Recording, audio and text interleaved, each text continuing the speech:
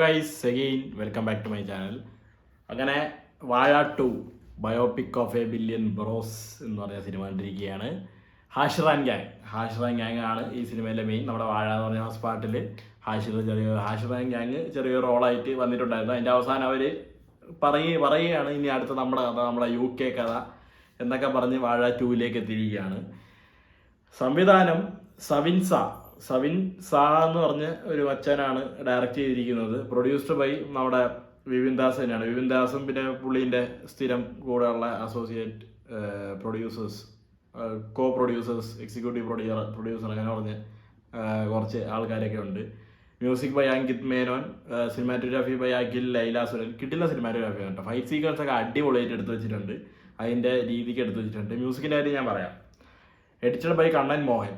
മച്ചാനെ, ഈ സിനിമേൻ്റെ ഡ്യൂറേഷൻ എന്നുള്ള ഒരു വലിയ ഒരു പോരായ്മ ഒഴിച്ചു കഴിഞ്ഞാൽ പടം കുഴപ്പമില്ല, അത്യാവശ്യം കണ്ടോട്ടൊക്കെ ഇരിക്കാൻ പറ്റുന്ന ഒരു സിനിമ.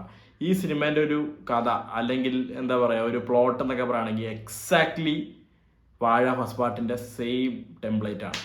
ഒരേപോലെയാണ് കഥ പോകുന്നത്, ഒരേപോലെ കഥ തുടങ്ങുന്നു, കുറേ പ്രശ്നങ്ങളൊക്കെ വരുന്നു, അതിൻ്റെ ഇടയിൽ കുറേ കോമഡിയും പരിപാടിയും ഇതൊക്കെ കഴിഞ്ഞിട്ട് കുറച്ച് സീരിയസ് ആവുന്നു, കുറച്ച് ഇമോഷണൽ രംഗങ്ങൾ വരുന്നു. ഇമോഷണൽ രംഗമൊക്കെ അതേപോലെ കോപ്പി പേസ്റ്റ് ചെയ്ത് വെച്ചിരിക്കുകയാണ്. പക്ഷേ അവർ നല്ലോണം ചെയ്തിട്ടുണ്ട്, അത് പറയാതിരിക്കാന്ന് വയ്യ. ബിജുക്കുട്ടൻ ചേട്ടൻ്റെ ക്യാരക്ടറൊക്കെ അഭിനയിച്ചിരിക്കുന്നവർ ഹാഷിർ, അലൻ, അജിൻ, പിന്നെ നമ്മുടെ മറ്റേ വിനായക്, 4 പേരും കിടിലൻ.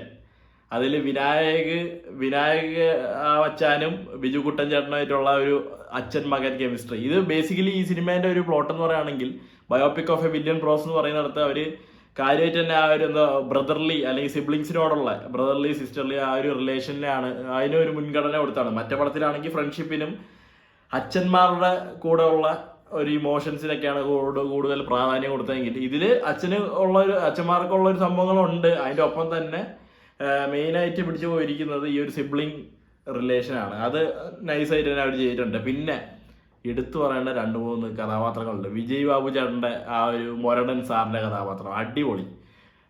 പിന്നീട് അജു വർഗീസിൻ്റെ ഭയങ്കര കൂളായിട്ട് എന്താ പറയുക പിള്ളേർക്ക് വേണ്ടി സംസാരിക്കുന്ന ഒരു സാർ എന്ന് പറയുന്ന ആ ഒരു കഥാപാത്രം. പിന്നീട് the last but not the least നമ്മുടെ ആൽഫോൺസ് പുത്രൻ പോലീസുകാരനായിട്ട് ചെയ്ത കഥാപാത്രം. ഫസ്റ്റ് പാർട്ടിൽ ബേസിൽ ചെയ്തിരുന്ന ആ കഥാപാത്രം നമുക്ക് വർക്കാവും, പുള്ളി പറയുന്ന കാര്യങ്ങളൊക്കെ നമ്മൾ കൈയടിക്കും, അങ്ങനത്തെ കാര്യം. ഇതിൽ ആൽഫോൺസ് പുത്രൻ സെക്കൻഡ് ഹാഫിൽ കുറച്ച് നേരം വന്നിട്ട് ഒരു അലക്കുണ്ട്. സാറ് മാർക്കിട്ടും സ്കൂളിലിട്ടൊക്കെ കൊടുക്കുന്ന ഒരു സംഭവം നമുക്ക് കാണാത്ത പൊളി എന്ന് പറഞ്ഞ് നമ്മൾ കൈയടിക്കുന്ന അങ്ങനത്തെ കുറേ മൊമെന്റ്സ് ഒക്കെ ഉണ്ടായിട്ടുണ്ട്. അതൊക്കെ ഭയങ്കര രസമായിട്ട് പോയിട്ടുണ്ട്. പിന്നെ ഇതൊക്കെയാണ് എന്താ പറയുക മേജർ പോസിറ്റീവ്സ് എന്ന് പറയാനായിട്ട്. ഇതിൻ്റെ ആക്ടേഴ്സ് ആയിക്കോട്ടെ, ഹ്യൂമർ സൈഡ് ആയിക്കോട്ടെ, ഇമോഷണൽ സൈഡ് ആയിക്കോട്ടെ, പെർഫോമൻസ് ആയിക്കോട്ടെ, എല്ലാം കൊണ്ടും ഇപ്പോൾ ഫൈറ്റ് സീക്വൻസ് ഒക്കെ അവർ കൊറിയോഗ്രാഫി രീതി, അത് എടുത്തു ചെയ്യുന്ന രീതി എല്ലാം അടിപൊളിയായിട്ട് ചെയ്തിട്ടുണ്ട്. പിന്നെ ഫസ്റ്റ് പാർട്ടിൻ്റെ കുറച്ചുകൂടി ബഡ്ജറ്റ് ഉണ്ട് ഈ സിനിമയ്ക്ക്, കാരണം സെക്കൻഡ് ഹാഫ് കുറച്ച് പുറം രാജ്യത്തൊക്കെ ഷൂട്ട് ചെയ്തിട്ടുണ്ട്. ആ ഒരു സംഭവങ്ങളും എല്ലാം അടിപൊളിയാണ്. ഇവരുടെയൊക്കെ ആ റീലൊക്കെ വിട്ട് സിനിമയിലോട്ടൊക്കെ വന്നപ്പോൾ ഇവരൊക്കെ ശരിക്കും അഭിനയിച്ചിട്ടുണ്ട്. ഹാഷിറാൻ ഗ്യാങ് അവർ അടിച്ച് പൊളിച്ചിട്ടുണ്ട്. പ്രത്യേകിച്ച് ഹാഷിറിൻ്റെ സെക്കൻഡ് ഹാഫിലുള്ള സംഭവങ്ങളൊക്കെ എനിക്കറിയില്ല ഈ മുതിർന്നവർക്ക് തല നരച്ചവർക്കൊക്കെ എത്രത്തോളം ഈ സിനിമ വർക്കാവുമെന്ന് എനിക്കറിയില്ല. പക്ഷേ നമ്മൾ ഈ റീലൊക്കെ കാണുന്നവർക്ക് നമ്മുടെ ഒരു യൂത്തിന് പറ്റിയൊരു സെറ്റപ്പിൽ തന്നെയാണ് അവർ ചെയ്തു വെച്ചിരിക്കുന്നത്. പിന്നെ ഈ സിനിമേൻ്റെ മെയിൻ വില്ലൻ്റെ ഡ്യൂറേഷനാണ്. എന്തിനായിരുന്നു ഇത്രയും 2.25 മണിക്കൂർ? ആ മറ്റേ സിനിമ 2 മണിക്കൂറേ ഉള്ളൂ, 2 മണിക്കൂർ 5 മിനിറ്റ് എന്തോ ഉള്ളൂ. അത് വൃത്തിക്ക് എടുത്തു വെച്ചിട്ടുണ്ട്. സീൻ ബൈ സീൻ കഥയിലോട്ട് വരുന്നുണ്ട്. നമുക്ക് ഒരിടത്തും ബോറടിക്കില്ല, ഒരിടത്ത് ലാഗ് അടിക്കില്ല. പെട്ടെന്ന് സ്വിച്ച് ഇട്ട പോലെയാണ് ആ പടം പോകുന്നത്. ഫസ്റ്റ് ഹാഫ് ഇങ്ങനെ വന്നു, ഒരു അടുത്ത് ഇന്റർവെൽ ആവുന്നു, സെക്കൻഡ് ഹാഫിൽ നിന്ന് പടമൊക്കെ മാറി. ഇന്റർവെല്ലിൽ പോലീസ് സ്റ്റേഷൻ സീക്വൻസ് കഴിഞ്ഞ് പടം മൊത്തം മാറി. അവർ ആ ഒരു എന്താ പറയുക സീരിയസ് ടോണിലോട്ട് പടം എത്തിക്കുന്നുണ്ട്. ഇവിടെ സീൻസ് ഒക്കെ കൊള്ളാം, ഹ്യൂമർ ആയാലും കൊള്ളാം, ഇമോഷണൽ ആയാലും കൊള്ളാം, എല്ലാം നല്ല രീതിക്ക് തന്നെ അവർ ചെയ്തിട്ടുണ്ട്. പക്ഷേ അങ്ങോട്ടൊന്ന് എത്തിപ്പെടാനുള്ള ഒരു ദൂരമാണ്. അല്ലെങ്കിൽ ആ ഒരു സീനൊന്ന് എക്സിക്യൂട്ട് ചെയ്ത് തീർക്കാൻ അവർ കുറച്ച് കഷ്ടപ്പെട്ട പോലെ. അല്ലെങ്കിൽ ചിലപ്പോൾ ആ റൈറ്ററിൻ്റെ വിപിൻ ദാസ് തന്നെയാണ് എഴുതിയിരിക്കുന്നത്, ഐ എം സോറി, പുള്ളി ചിലപ്പോൾ അത്ര എലാബറേറ്റഡ് ആയിട്ട് എഴുതിയതായിരിക്കാം, എനിക്ക് അറിഞ്ഞുകൂടാ. എന്താ എലാബറേറ്റ്ലി അവർ ചെയ്തതാണോ അതോ എടുത്ത് വന്നപ്പോഴത്തേക്ക് ഇത്ര ലോങ് ആയതാണോ എന്താണെന്നറിയില്ല. ഞാൻ പറയട്ടെ, എന്താ പറയുക മറ്റേ റബ്ബർ ബാൻഡ് വഴി സ്ലോ പേസിങ് അതൊന്നുമല്ല ഞാൻ പറയുന്നത്, സീൻസ് തന്നെയാണ്. പക്ഷെ ഒരു സീൻ അവര് കൺവേർട്ട് ചെയ്ത് നമുക്കൊന്ന് എന്താ പറയാ കൺവേ ചെയ്ത് തരാൻ അവർ കുറേ കഷ്ടപ്പെടുന്നത് പോലെ എനിക്ക് തോന്നി.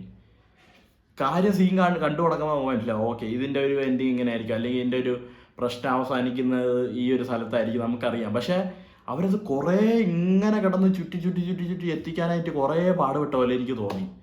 പിന്നീട് ഈ സിനിമേൻ്റെ ഒരു ടൈം ലൈൻ, വാഴ ഫസ്റ്റ് പാർട്ടിൽ ആശ്രയ ഗാങ്ങിൻ്റെ അത് കാണിക്കുന്നുണ്ടെങ്കിൽ പോലും ഈ സിനിമേൻ്റെ ടൈം ലൈൻ വേറെയാണ്. കാരണം അതിൽ അത് ഞാൻ പറയുന്നില്ല, അതിലോട്ട് ഞാൻ കൂടുതൽ വന്ന് 2 പടത്തിൻ്റെ ഇതാക്കി ഞാൻ കുറേ കാര്യങ്ങളൊക്കെ എടുത്ത് ഇങ്ങനെ പറയേണ്ടി വരും. പക്ഷേ ഇതിൻ്റെ ടൈം ലൈൻ അല്ലെങ്കിൽ ഇതിൻ്റെ ഒരു യൂണിവേഴ്സ് എന്നൊക്കെ പറയുന്ന ഒരു വേറെ യൂണിവേഴ്സാണ്. പക്ഷേ പഴയ ക്യാരക്ടേഴ്സിനൊക്കെ അവിടെ കയറി ഒരു ചെറുതായിട്ട് ടീസ് ചെയ്തിട്ടുണ്ട്. പക്ഷേ എന്ന് വെച്ചാൽ വലിയ സംഭവം നിങ്ങൾ വിചാരിക്കരുത്, ചെറുതായിട്ടൊക്കെ ടീസ് ചെയ്തിട്ടുണ്ട്, കാര്യങ്ങളൊക്കെ ശരിയാണ്.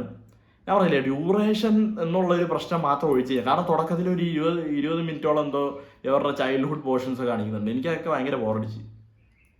പിന്നെ പല പല പടത്തിലെ മെയിൻ രംഗങ്ങളും ഒന്ന് എത്തിപ്പെടാനായിട്ട് കുറേ സമയം എടുക്കുന്ന പോലെയും തോന്നി. ആ ഒരു പ്രശ്നം ഒഴിച്ചു കഴിഞ്ഞാൽ, പക്ഷേ ഫസ്റ്റ് പാർട്ട് ഇങ്ങനെ ഉള്ളി കിടക്കുന്നതുകൊണ്ട് എനിക്ക് എന്താ പറയുക, ഒരു അതേ സെയിം സാധനം തന്നെ ഒരിക്കൽ കൂടി നമ്മൾ വേറൊരു ആൾക്കാരിലൂടെ കണ്ടത് കൊണ്ടായിരിക്കാം എനിക്ക് പടം കുഴപ്പമില്ല എന്നുള്ളൊരു ഒപ്പീനിയൻ മാത്രമേ ഉള്ളൂ. ഒരു എന്താ പറയുക, ഒരു ഡീസൻ്റ്ലി ഒരു ആവറേജ് പടം, നല്ല രീതിക്ക് എടുത്തു വെച്ചിട്ടുണ്ട്, നല്ല രീതിക്ക് എല്ലാവരും ചെയ്തിട്ടുണ്ട്, എല്ലാം ശരിയാണ്. പക്ഷെ മറ്റേ സിനിമ അത് ഞാൻ തിയേറ്ററിൽ തന്നെ 2-3 വട്ടം കണ്ട സിനിമയാണ് വാഴ ഫസ്റ്റ് പാർട്ട്. അപ്പോൾ അതുകൊണ്ടും പിന്നെ ഞാൻ കുറേ വട്ടം അല്ലാതെ റീവാച്ച് ചെയ്തിട്ടുണ്ട്. അപ്പോൾ ആ ഒരു സംഭവം എൻ്റെ ഉള്ളിൽ കിടക്കുന്നത് കൊണ്ട് ഈ സിനിമ എനിക്ക് എന്താ പറയുക, ഒരു ആവറേജ് ഫീലേ തന്നുള്ളൂ എന്ന് ഞാൻ പറയുകയാണ്. പക്ഷേ എന്നാലും കുറേ കിട്ടില്ല, ഹൈ മൊമെന്റ്സ് ഒക്കെ ഉണ്ട്. നമ്മൾ കൈയടിക്കുന്നതും ചിരിക്കാനായിട്ടാണെങ്കിൽ കൈയടിക്കാനായിട്ട് നല്ല എന്താ പറയുക, ഒരു കംപ്ലീറ്റ്ലി ഒരു ഓഡിറ്റോറിയം പാക്ക് ആയിട്ടുള്ള ഓഡിയൻസിൻ്റെ ഒപ്പം ഇരുന്ന് വൈബടിച്ചിരുന്ന് കാണാൻ പറ്റിയൊരു സിനിമ തന്നെയാണ്. അതുപോലെ തന്നെ ഇതും. പിന്നെ ഈ സിനിമേൻ്റെ എൻഡിങ് പോർഷൻ, ഞാൻ ശരിക്കും കൈയടിച്ചു. ആ സിനിമ ഉള്ളിൽ കിടന്ന് എനിക്ക് ഉണ്ടാക്കിയ ഒരു ഇമ്പാക്റ്റ് ഉണ്ട്. ആ സിനിമയിലെ ആ കോളേജിലെ ഫൈറ്റ് സീക്വൻസ് ആയാലും അതൊക്കെ കണ്ടപ്പോൾ എനിക്ക് ഉണ്ടാക്കിയൊരു ഇമ്പാക്റ്റ് ഉണ്ട്. അത് ഒട്ടും കുറയ്ക്കാതെ ഈ ഒരു സിനിമയിലോട്ട് അവരെടുത്ത് വെച്ചു എന്നാണ് ഇത്ര ഞാൻ പറയുന്നുള്ളൂ, കൂടുതലായിട്ടൊന്നും ഞാൻ പറയുന്നില്ല. പക്ഷെ എൻഡിങ് കലക്കരായിരുന്നു. ഞാൻ എണിച്ച് നിന്ന് കൈയടിച്ച്. അമ്മായി ലെവൽ സാധനമാണ് അവർ ഏറ്റവും അവസാനം പടത്തിൽ പിടിച്ചിരിക്കുന്നത്. സോ ദാറ്റ്സ് ഓൾ വിത്ത് വാഴ 2. ഇത്ര എനിക്ക് പറയാനുള്ളത്. ഇതിപ്പോൾ എൻ്റെ ഒരു പേഴ്സണൽ ഒപ്പീനിയൻ ആണ്. നിങ്ങൾക്ക് കാണാൻ ചിലപ്പോൾ വേറെ ആയിരിക്കും തോന്നിയിട്ടുണ്ടാവുക. എനിക്ക് ഞാൻ പറഞ്ഞല്ലേ, എൻ്റെ പേഴ്സണൽ ഒരു അഭിപ്രായം മാത്രമാണ്.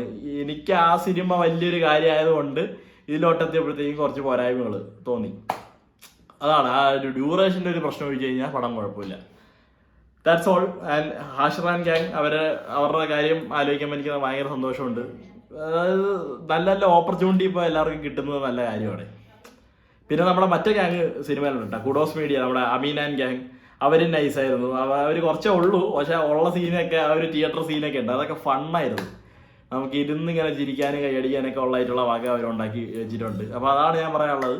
യൂത്തിനൊക്കെ ഒരുവിധം ഇഷ്ടപ്പെടേണ്ട ഒരു സിനിമ തന്നെയാണ്. വാഴ നിങ്ങൾക്ക് ഇഷ്ടപ്പെട്ടോ, വാഴ 2 ഇഷ്ടപ്പെടേണ്ട ഒരു സംഭവമുണ്ട്. അതേപോലെ എക്സാക്ട്ലി ദ സെയിം ടെംപ്ലേറ്റ് അതേപടി എടുത്തങ്ങ് വെച്ചിരിക്കുകയാണ് ഗൈസ്. പിന്നെ മ്യൂസിക്കിൻ്റെ കാര്യം ഞാൻ പറയാൻ വിട്ടുപോയാണ്. മ്യൂസിക് സംഭവം കൊള്ളാം. നമുക്ക് നല്ല ഓളത്തിനുള്ള സാധനങ്ങളും കാര്യങ്ങളൊക്കെ ഉണ്ട്.